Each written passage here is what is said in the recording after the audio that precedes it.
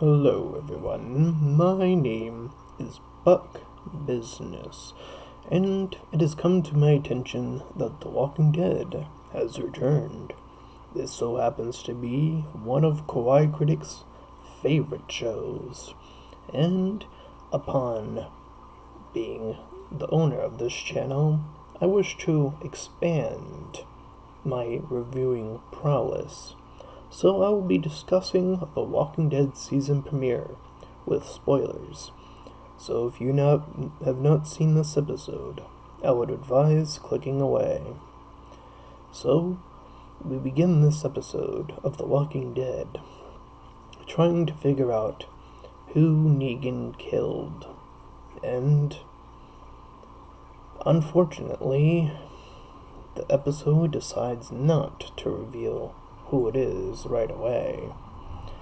Now at first I thought that this was going to be one of the biggest flaws of this season premiere, was not revealing who Negan killed right away.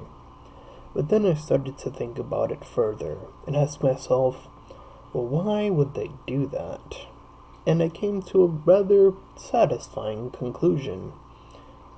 This weakness of the episode turns out to be a strength, at least through my eyes.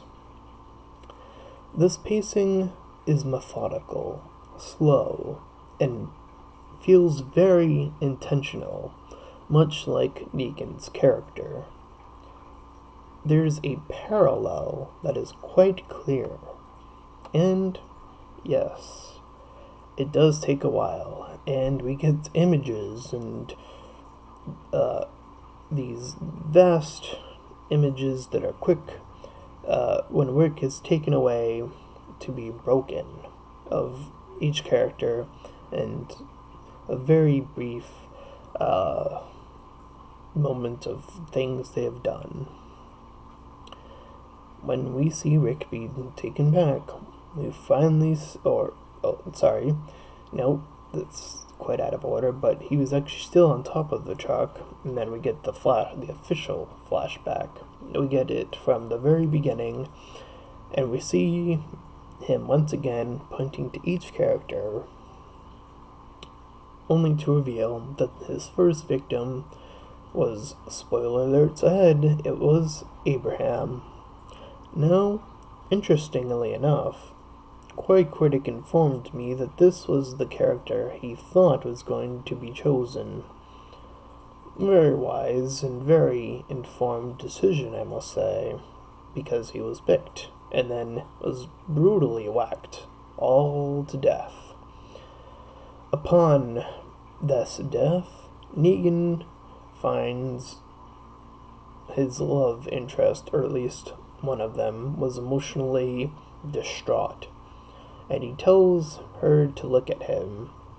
When she refuses, Daryl decides to try to make a move. Upon being hit, Negan decides that this is not going to be enough to make an example out of this group. He must now kill another member of this group. And with a heavy heart, he decides to go closer and closer to Glenn, the character who died in the comic. And for almost a one-for-one recreation, he beats down Glenn brutally. And we see Glenn's last moments as he wishes to find Maggie again. This loss is one of a main character, and the expectations of everything most people I've seen talk about Walking Dead, I feel, has been thrown out the window. This show and this season premiere tells me, from what I've seen, that Walking Dead does not pull its punches. It is not for the faint of heart. And that, to me, along with the pacing and excellent acting and writing, shows me why this is one of the best horror movies, or series I should say, to ever, ever come out. There is a reason why. And this is it, because Walking Dead does not pull its punches. And the true horror, it comes from a place of feeling something, an attachment to the characters, actual characters. You see, the one fundamental flaw I see in most horror movies, and I'm talking about the vast majority of them, is that the characters often aren't three-dimensional at all. They're often flat, one-dimensional. They're often douchebags who don't deserve to live. And oftentimes when you see that, you often find yourself rooting for the villain. But The Walking Dead has created a show where it's developed its characters so well over now 7 seasons. And to see a character who was with us from the very beginning finally meet his end, it is shocking. It is truly unbelievable. It is something you think about when you see it, after you see it, long after you've seen it. And it's something that's going to affect the group. And it's something that's probably going to affect each and every fan differently.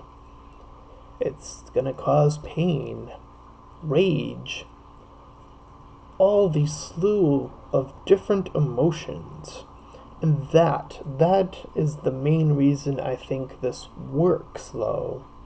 You feel something. You don't disregard it and say, well, that was nice, but whatever. It doesn't go away the first time. After the first time, it stays with you. And that, in essence, is what I feel truly makes a great horror. Is something that when you sleep, you think about it, you dream about it, you put yourself in that place, you put yourself in that character's position, you feel a part of that character in you. You feel connected, you feel every emotion you can possibly conceive.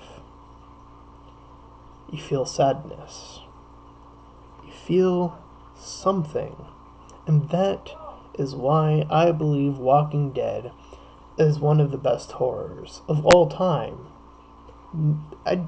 I struggle to think of anything that comes close. I can't think of one movie that comes remotely close to having characters that have this much growth and this much have writing on them. Even horror movies with great characters. I mean, there are so far and few between as it is. I can only pick a handful of them.